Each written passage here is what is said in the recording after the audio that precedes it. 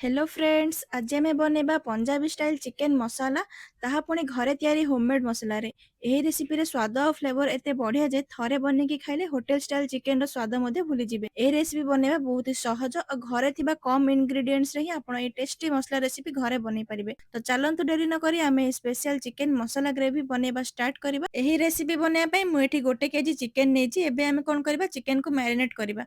सेति पई एथिरे आधा छोटो चामच लूण, गोटे छोटो चामच हल्दी गुंड, गोटे छोटो चामच काश्मीरी लंका गुंड और गोटे बड़ चामच तेल ऐड करबा।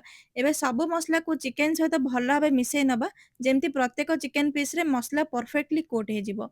चिकेन भल भाबे मैरिनेट हे गला परे कम से कम आको आधा घंटा पर्यंत मैरिनेट हेबा पय छाड़िबा। ताहाले चिकेन आहुरी सॉफ्ट, जुसी और स्वादिष्ट हेबो। तो चलंतु चिकेन मैरिनेट हेबा भितर आमे नेक्स्ट प्रोसेस को जिबा। एबे आमे स्पेशल होममेड चिकेन मसलाटा बनेबा। ସେଥିପାଇଁ ମୁଁ ଏଠି ଗୋଟେ ପ୍ୟାନ୍ ନେଇଛି। ପ୍ୟାନ୍ ହାଲକା ଗରମ ହେଲା ପରେ ଏଥିରେ 1.5 ବଡ଼ ଚାମଚ ଗୋଟା ଧନିଆ, ଗୋଟେ ଛୋଟ ଚାମଚ ଗୋଟା ଜିରା, ଗୋଟେ ଛୋଟ ଚାମଚ ଗୋଲମରିଚ, 4 ରୁ 5 ଟା ଲବଙ୍ଗ, 5 ରୁ 6 ଟା ଗୁଜରାତି ଆଡ୍ କରିବା। ଏବେ ଏହି ସବୁ ଗୋଟା ଗରମ ମସଲାକୁ ଲୋ ଫ୍ଲେମ୍‌ରେ ପ୍ରାୟ 1 ମିନିଟ୍ ପର୍ଯ୍ୟନ୍ତ ଡ୍ରାଏ ରୋଷ୍ଟ କରିନେବା। ମସଲା ପୁରା ଥଣ୍ଡା ହେଲା ପରେ ଆକୁ ଗୋଟେ ଗ୍ରାଇଣ୍ଡିଂ ଜାର୍‌ରେ ଆମେ ଗ୍ରାଇଣ୍ଡ କରିନେବା। ମନେ ରଖନ୍ତୁ ମସଲାକୁ ଅଧିକା ଡ୍ରାଏ ରୋଷ୍ଟ କରିବେନି, ମାତ୍ର 1 ମିନିଟ୍ ପର୍ଯ୍ୟନ୍ତ ହିଁ କରିବେ। ତାପରେ ଗୋଟେ କଡ଼େଇରେ 3 ବଡ଼ ଚାମଚ ତେଲ ଆଡ୍ କରିବା। ତେଲ ଭଲ ଭାବେ ଗରମ ହେଲା ପରେ ଏଥିରେ ଗୋଟା ଗରମ ମସଲା ଆଡ୍ କରିବା। ଏବେ ମସଲାକୁ ପ୍ରାୟ 1 ମିନିଟ୍ ପର୍ଯ୍ୟନ୍ତ ଫ୍ରାଏ କରିବା, ଯେମିତି ମସଲାରୁ ସୁନ୍ଦର ଫ୍ଲେଭର ବାହାରି ଆସିବ। ତାପରେ ମୁଁ ଏଠି 3ଟା ବଡ଼ ସାଇଜ୍‌ର ପିଆଜକୁ ଚପ୍ କରି ନେଇଛି, ତାକୁ ଏଠି କଡ଼େଇରେ ଆଡ୍ କରିବା। ପିଆଜକୁ ମଝିରେ ମଝିରେ ଗୋଳେଇ ହାଲକା ଗୋଲ୍ଡେନ କଲର ଆସିବା ପର୍ଯ୍ୟନ୍ତ ଫ୍ରାଏ କରିନେବା। ତ ଫ୍ରେଣ୍ଡସ୍, ଏଠି ଦେଖନ୍ତୁ ପିଆଜ ସୁନ୍ଦର ଗୋଲ୍ଡେନ କଲର ହେଇ ଆସିଛି। ଏବେ ଏଥିରେ 2ଟା ବଡ଼ ଚାମଚ ଅଦା ରସୁଣ ପେଷ୍ଟ ଆଡ୍ କରିବା। ଗ୍ୟାସ୍‌ର ଫ୍ଲେମ୍‌କୁ ଲୋରେ ରଖିବା ଆଉ ଅଦା ରସୁଣ ପେଷ୍ଟକୁ 1 ରୁ 2 ମିନିଟ୍ ପର୍ଯ୍ୟନ୍ତ ଫ୍ରାଏ କରିବା, ଯେମିତି ତାର ପୁରା କଞ୍ଚା ସ୍ମେଲ୍ ଚାଲିଯିବ। ଏବେ ଏଥିରେ ଛୋଟ ଚାମଚ ହଳଦୀ ଗୁଣ୍ଡ, 1.5 ଚାମଚ କାଶ୍ମୀରୀ ଲଙ୍କା ଗୁଣ୍ଡ, ଅଧା ଛୋଟ ଚାମଚ ରାଗ ଲଙ୍କା ଗୁଣ୍ଡ, ଗୋଟେ ଛୋଟ ଚାମଚ ଧନିଆ ଗୁଣ୍ଡ ଆଉ ଗୋଟେ ଛୋଟ ଚାମଚ ଜିରା ଗୁଣ୍ଡ ଆଡ୍ କରିବା। ଏବେ ସବୁ ମସଲାକୁ ଭଲ ଭାବେ ମିକ୍ସ କରିନେବା। ତାପରେ ଏଥିରେ ଅଧା କପ୍ ପାଣି ଆଡ୍ କରିବା। ପାଣି ଆଡ୍ କରିବା ଦ୍ୱାରା ଗୁଣ୍ଡ ମସଲା ଜଳିବନି ଆଉ ଭଲ ଭାବେ କଷି ହବ। ଏହି ପଏଣ୍ଟରେ ଗ୍ୟାସ୍‌ର ଫ୍ଲେମ୍‌କୁ ଆମେ ଲୋରେ ହିଁ ରଖିବା ଆଉ ମସଲାକୁ 3 ରୁ 4 ମିନିଟ୍ ପର୍ଯ୍ୟନ୍ତ ଫ୍ରାଏ କରିନେବା। ମନେ ରଖନ୍ତୁ ମସଲାକୁ ଭଲ ଭାବେ କଷିବା ବହୁତ ଜରୁରୀ। ମସଲା ଯେତେ ଭଲ ଭାବେ କଷି ହବ ଚିକେନଟା ସେତେ ସ୍ୱାଦିଷ୍ଟ ବନିବ। ତ ଦେଖନ୍ତୁ ମସଲାରୁ ଧୀରେ ଧୀରେ ତେଲ ସେପାରେଟ୍ ହେବାକୁ ଲାଗିଲାଣି। ୟା ମାନେ ଆମ ମସଲା ଭଲ ଭାବେ କଷି ହେଇଯାଇଛି।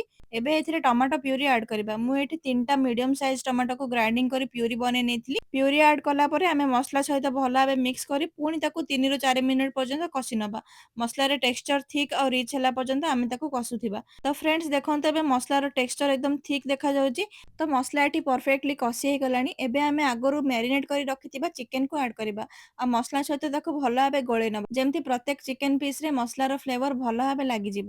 ଚିକେନକୁ 5 ରୁ 6 ମିନିଟ୍ ଯାଏ ମିଡିୟମ୍ ଫ୍ଲେମ୍‌ରେ ମସଲା ସହିତ କଷି ନେଲା ପରେ ଆମେ ଯୋଉ ହୋମମେଡ୍ ମସଲା ବନେଇଥିଲେ ସେଇ ମସଲାକୁ ଚିକେନରେ ଆଡ୍ କରିବା। ତାପରେ ସ୍ୱାଦ ଅନୁସାରେ ଲୁଣ ଆଡ୍ କରିବା।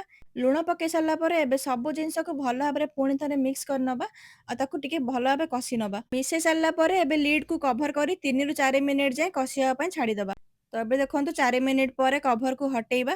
ଦେଖନ୍ତୁ ଚିକେନ ପୁରା ମସଲା ସହ କୋଟ୍ ହେଇଯାଇଛି ଆଉ ମସଲା ମଧ୍ୟ ଭଲ ଭାବେ କଷି ହେଇଯାଇଛି। ଏବେ ଗ୍ରେଭି ପାଇଁ ପାଣି ଆଡ୍ କରିବା ଆଉ ଭଲ ଭାବେ ଗୋଳେଇ ନେବା। ମୁଁ ଗ୍ରେଭି ଥିକ୍ ରଖିବି, ସେଥିପାଇଁ ଅଧା ଗ୍ଲାସ ପାଣି ଦେଇଛି। ଆପଣ ଯଦି ଗ୍ରେଭିକୁ ପତଳା ରଖିବାକୁ ଚାହିଁବେ ତାହେଲେ ନିଜ ହିସାବରେ ପାଣି ଆଡ୍ କରିବେ। ଏବେ ପୁଣି ଥରେ ଲିଡ୍‌କୁ କଭର କରିବା ଆଉ ଲୋ ଫ୍ଲେମ୍‌ରେ 15 ମିନିଟ୍ ପର୍ଯ୍ୟନ୍ତ ଚିକେନକୁ ସିଝିବା ପାଇଁ ଏଠି ଛାଡ଼ିଦେବା। ଏବେ କଭରକୁ ଖୋଲିକି ଦେଖିବା। ତ ଏଠି ଦେଖନ୍ତୁ ଚିକେନ କେତେ ସୁନ୍ଦର ଭାବେ ସିଝି ଯାଇଛି ଆଉ କେତେ ସୁନ୍ଦର ଦେଖାଯାଉଛି। ଏବେ ପୁଣି ଥରେ ଚିକେନକୁ ଭଲ ଭାବେ ଗୋଳେଇ ନେବା। ଗ୍ରେଭିର କନସିଷ୍ଟେନ୍ସି ମଧ୍ୟ ଏକଦମ ପରଫେକ୍ଟ ଅଛି। ମୋତେ ଯେତିକି ଦରକାର ଥିଲା ସେତିକି ହିଁ ଅଛି। ଏବେ ଏଥିରେ 2ଟା କଞ୍ଚା ଲଙ୍କା ଆଉ କିଛି କଟା ଧନିଆ ପତ୍ର ଆଡ୍ କରିବା। ସୋ ଫ୍ରେଣ୍ଡସ୍, ପଞ୍ଜାବୀ ଚିକେନ ମସଲା ଗ୍ରେଭି ସମ୍ପୂର୍ଣ୍ଣ ଏଠି ରେଡି ହେଇଗଲା।